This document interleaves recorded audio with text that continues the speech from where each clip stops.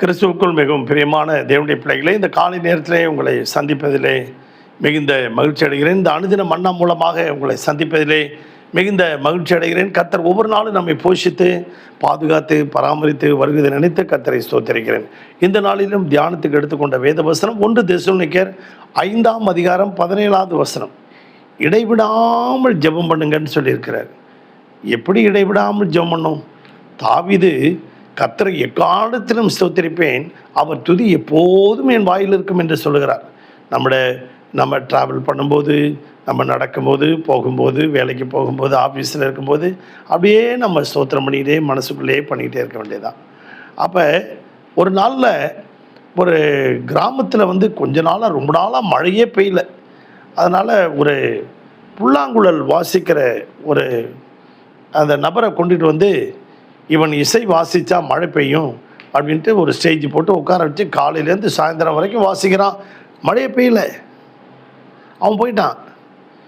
அப்புறம் ஒரு பையன், ஆடு மேய்க்கிற பையன் என்ன செஞ்சான், நான் வாசிக்கிறேன் அப்படின்ட்டு ஒரு புல்லாங்குழலை எடுத்து அந்த ஒரு மூங்கிலை எடுத்து ஒரு ஓட்டை போட்டு அந்த ஓட்டையை வாசி பார்த்தா அந்த வாசித்ததில் அந்த புல்லாங்குழல நல்ல இசை வந்தது.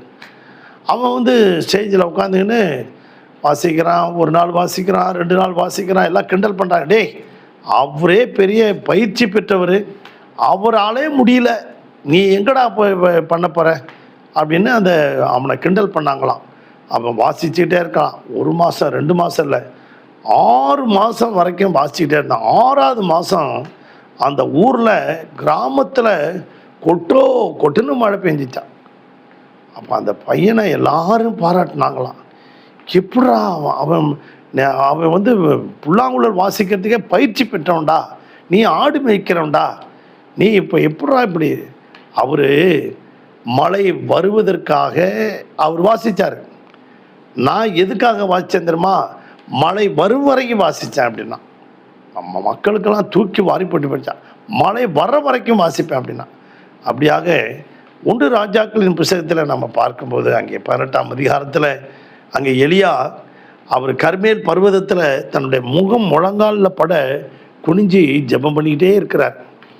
மக்கள் எல்லாரும் மழை கொடுக்குற தெய்வம் பாகால் அப்படின்னு சொல்லி பாகால்கிட்ட போய் முறையிட்டு இருந்தாங்க. அந்த மக்கள் எல்லாம் கொண்டுட்டு பலிபீடத்தை செப்பனிட்டு அக்கினியை இறக்கி கர்த்தரே தெய்வம் என்று நிரூபித்து காமிச்சிட்டான் முதல்ல. 2வது, அந்த தேசத்துக்கு மழை வேணும் இல்லையா, அந்த தெய்வம், அந்த ஜனங்கள்லாம் பாகால் மழை கொடுக்குற தெய்வம்னு சொல்லி அங்கே போய் முறையிட்டாங்கல்ல, இப்போ கர்த்தர் மழை கொடுக்குறார் பார் அப்படின்னு சொல்லி அவர் கிரையை செலுத்தி அவர் முகம் முழங்கால் பட குனிஞ்சு ஜெபம் பண்ணார். அப்போ வேலைக்காரனை போய் அதை பார்க்க சொல்கிறார். பார்த்துட்டு வாப்பா, அந்த கடலில் போய் பார்த்துட்டு வா அப்படிங்கிறார். இவன் போய் 7 தரம் பார்த்துட்டு வரான். பார்த்துட்டு வரும்போது இன்னும் ஒரு முறை போய் பார்த்துட்டு வா. அவன் பார்த்துட்டு வரும்போது சொல்கிறான், ஐயா, கையளவு மேகம், உள்ளங்கை அளவு மேகம் கடல்லேருந்து எழும்புகிறதையா? அப்படியா, வெரி குட். உள்ளங்கை மேகம் கடலில் எழும்பிடுச்சு. அப்போ இவருக்கு ரொம்ப சந்தோஷமாக போயிடுச்சு. நான் இவ்வளோ நாளாக ஜெபித்த ஜெபங்களுக்கு ஆண்டவர் ஒரு கையளவு மேகம் கொடுத்துருக்கிறாரு. அப்போ உடனே ஆகாப்பை கூப்பிட்டு சொல்கிறாரு, இன்னும் கொஞ்ச நேரத்தில் பெருமழையின் இரைச்சல் வரும், நீ ரதத்தை பூட்டிட்டு போ அப்படின்னு சொல்கிறார். இன்னும் கொஞ்ச நேரத்துக்குள்ளே அவன் ரதத்தை பூட்டினான். பெருமழை வந்துருச்சு. கொஞ்ச நேரத்துக்குள்ளே தேசத்தில் பெருமழை வந்து விட்டது. ஆம், பிரியமான தேவனுடைய பிள்ளைகளை, நீங்களும் இடைவிடாமல் ஜெபம் பண்ணிகிட்டு இருக்கீங்களா? உங்களுக்கு முதல்ல ஒரு கையளவு மேகத்தை ஆண்டவர் இன்னைக்கு கட்டளையிடுறார். கவலைப்படாதீங்க. பல காரியங்களுக்காக, திருமணத்துக்காக, வேலை இல்லாததுக்காக, குழந்தைக்காக, ஆண்டவர் பல விதமான ஆலயம் கட்டுவதற்காக கூட நீங்கள் ஜெபம் பண்ணிகிட்டு இருக்கலாம்.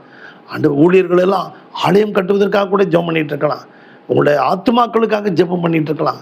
பல நாள் என் சபைக்கு ஆத்துமாக்கள் வரலையே, ஆண்டவர் இப்படிலாம் வரலையே அப்படின்னு சொல்லி ஜெபம் பண்ணிகிட்டு இருக்கலாம். ஆனால் இன்றைக்கு கையளவு மேகத்தை கொடுத்து உங்களுக்கு இந்த மாதத்துக்குள்ளே ஒரு பெருமழையின் இரைச்சல், ஒரு பெரிய ஆசீர்வாதத்தை கர்த்தர் வானத்தை திறப்பார். நிச்சயமாக ஆண்டவர் உங்களுக்காக வானத்தை தேவன் திறப்பார்.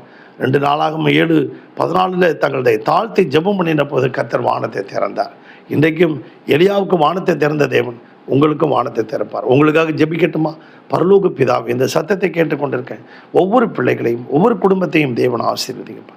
இதுவரைக்கும் நடத்தின கர்த்தரே, ஆண்டவரே, இனியும் நடத்த முடியாது ஜெபிக்கிறோம்.